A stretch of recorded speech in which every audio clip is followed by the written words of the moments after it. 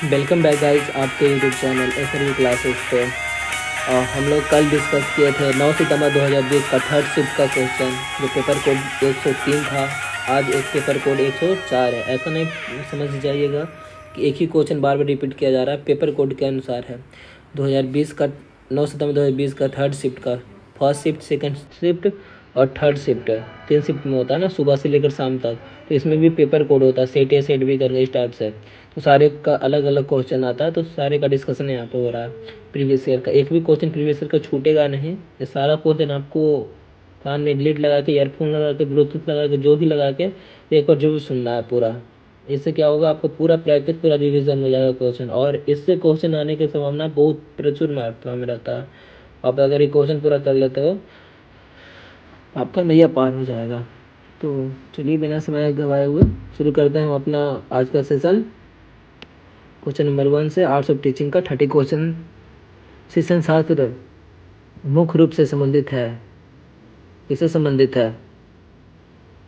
शिक्षा शिक्षण विधि से संबंधित है। किसी प्रतिभाशाली बालकों में होता है, क्या होता है? एकाग्रता होती है। सीखने के अंतर्दृष्टि सिद्धांत तो किसने बढ़ा दिया है? गेस्टाल्ट सिद्धांतवादी ने। निम्नलिखित में कौन सा सीखने की शैली का एक उदाहरण है? पूर्व का चाक्षुष ए दृढ़ अंकुश से कैसा कैसे अलग है? यह निम्नलिखित में से किस प्रकार के प्रश्न से संबंधित रखता है? पाँच का विश्लेषणात्मक से। विश्लेषणात्मक से सीखने की गति निर्भर करती है, किस पर निर्भर करती है? सिक्स का अध्येता की रुचि पर, अध्येता की प्रेरणा पर, अध्येता द्वारा विषय से जिज्ञासा पर। उपयुक्त में से सभी। आप चाहते हैं कि आपके छात्र आपके द्वारा पढ़ाए गए प्रकरणों को भूले नहीं, इसके लिए आप क्या करेंगे? गिनका देंगे, पुरानी जानकारी दोहराएंगे, नवीन परिस्थितियों में अर्जित ज्ञान का प्रयोग कराएंगे। उपयुक्त में से सभी। सेवन का डी उपयुक्त में से सभी।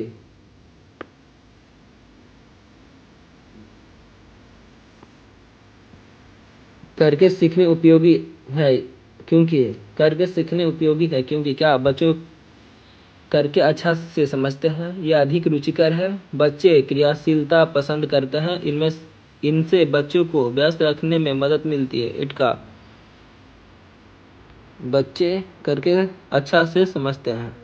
ए निम्नलिखित में से छात्र केंद्रित शिक्षा पद्धति कहा जाता है, किसको कहा जाता है? सहकारी अधिगम को, पूछताछ आधारित शिक्षा को, या ये भी दोनों, या प्रत्यक्ष अनुदेशन से? नाइन का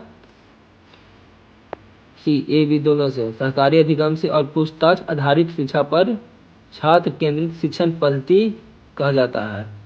बच्चों को अपनी पढ़ाई में मन लगाने के लिए प्रोत्साहित करने में शिक्षक को आवश्यकता है, क्या आवश्यकता है? टेंथ का बच्चों को प्रोत्साहित करना है, ये आवश्यकता है, प्रोत्साहित करते रहना। 11 क्वेश्चन नंबर अति संवेदनशील बच्चे को सीखने में मदद करने के लिए निम्नलिखित में से कौन सा तरीका उपयुक्त तरीका नहीं है? 11 का बेचैन होने पर अक्सर उन्हें फटकार लगाना, ये उचित नहीं है। मौलिक रूप से शिक्षण अधिगम प्रक्रिया को इनमें पूरा किया जाता है, कैसे पूरा किया जाता है? 12 का वर्ग कक्षा में। प्रभावी शिक्षण के लिए शिक्षक को विषय वस्तु का विशेष होना चाहिए, जिसमें शामिल है, क्या शामिल है? 13 का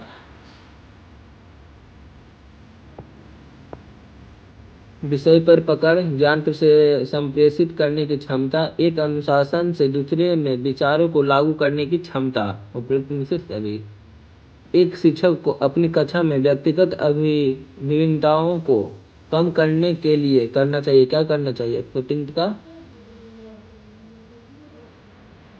छात्रों के साथ बातचीत में संलग्न होना चाहिए और उनके दृष्टिकोण को महत्व देना चाहिए।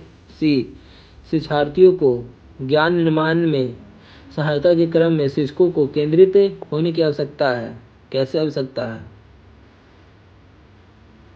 सक्रिय भागीदारी हेतु शिक्षार्थी को शामिल करना। एक शिक्षक कक्षा के प्रदर्शन को संग्रहित करता है और उसे अकालित करता है, फिर छात्र की जरूरतों को पूरा करने के लिए अगले पाठ की योजना बनाता है एवं समाजित करता है वह कर रहा है या कर रही है कि नहीं। क्वेश्चन नंबर 16 का इनसे क्या होगा, थोड़ा सा टाइम लेते हैं 5 से 10 सेकेंड के लिए, इसमें अपने आंसर कर सकते हैं, उसका तो हम खुद ही आंसर बता देते हैं। 16 का बताइए। सी होगा अधिगम के लिए आकलन करना। कक्षा में विचार संप्रेषित निर्भर करता है, किस पर निर्भर करता है, विषय की कठिनाई पर। निम्नलिखित में से में कौन सा समस्या समाधान की वैज्ञानिक विधि का पहला चरण है। समस्या जागरूकता।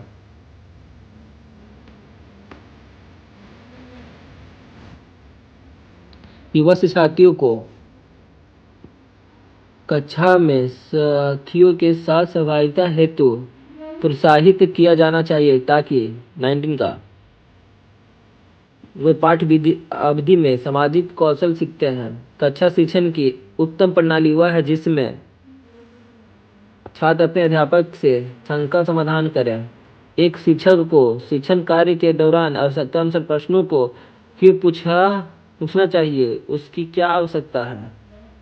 21 का वह यह जानने के लिए कि छात्र ध्यान से सुन रहे हैं या नहीं, यह जानने के लिए कि छात्र का पूर्ण ज्ञान कैसा है और कितना है, यह जानने के लिए कि पढ़ाई जाने वाली उसकी बात समझ में आई या नहीं। से सब क्या है क्वेश्चन का, शिक्षक को शिक्षण कार्य के दौरान आवश्यकता अनुसार प्रश्नों को फिर पूछना चाहिए कि वो पढ़ रहा है कि नहीं, सुन रहा है कि नहीं, समझ रहा है कि नहीं। इसके लिए निम्नलिखित में से कौन सा सूक्ष्म शिक्षण का गुण नहीं है। सूक्ष्म शिक्षण का गुण नहीं है 22 का शिक्षण परिस्थितियों पर नियंत्रण का अभाव सूक्ष्म शिक्षण का गुण नहीं है। सीखने का उपयुक्त अर्थ है क्या है, व्यवहार का परिमार्जन करना। समस्या समाधान विधि में द्वितीय चरण कौन सा है 24 का परिकल्पना का निर्माण। निम्नलिखित में से विषयों का सबसे प्रत्यक्ष अनुभव यही है क्या है, प्रचलित प्रदर्शन, दृश्य प्रतीक, क्षेत्र भ्रमण। शिक्षण की सुकराती विधि को जाना जाता है, कैसे जानते, व्याख्या सह प्रदर्शन विधि से, खोज विधि से, या परिचर्चा विधि से, या प्रश्नोत्तर विधि से। प्रश्नोत्तर विधि से। शिक्षण की त्रिकोणीय प्रक्रिया का केंद्र बिंदु कौन सा नहीं है, शिक्षण विधि, छात्र, शिक्षक या विषय वस्तु। शिक्षण विधि सहकारी अधिगम के सर्वाधिक महत्वपूर्ण गुण है प्रभावी अधिगम, सहयोग, सकारात्मक अंतर निर्भरता या श्रम का विभाजन। सहयोग। एक अच्छा शिक्षक हुआ है जो उपयोगी सूचना देता है, अच्छे से अवधारणा एवं सिद्धांतों का व्याख्या करता है, छपे नोट्स विद्यार्थी को देता है, सीखने के लिए प्रेरित करता है। अच्छे अवधारणा एवं सिद्धांतों को व्याख्या करता है, सीखने के लिए प्रेरित करता है, उपयोगी सूचना देता है। संज्ञान का सीखने के लिए प्रेरित करता है, वही अच्छा शिक्षक है। निम्न में कौन सा अधिक सहभागी और छात्र केंद्रित है, सेमिनार, व्याख्यान, कार्यशाला, समूह परिचर्चा। कक्षा शिक्षण की व्यवस्था निर्भर करती है, किस पर निर्भर करती है, शिक्षक की व्यवसायिक निपुणता पर। कक्षा में शिक्षार्थियों से आप किस प्रकार के प्रश्न करना पसंद करेंगे, जिन प्रश्नों के उत्तर सभी छात्र दे सके, जिन प्रश्नों के उत्तर कोई छात्र ना दे सके, जिन प्रश्नों के उत्तर शायद ही कोई छात्र दे सके, जिनका उत्तर देने के लिए छात्रों को सोचना पड़े। ये 32 का डी।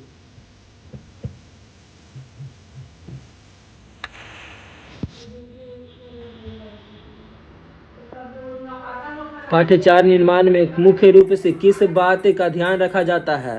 33 का छात्रों का परिवेश। अच्छी शिक्षण सहायक सामग्री की जरूरी खूबियाँ हैं। अच्छी शिक्षण सहायक सामग्री की जरूरी खूबियाँ क्या है? अल्प लागत, लोकप्रियता, अधिकतम इंद्रियों की भागीदारी, संभालने में आसान।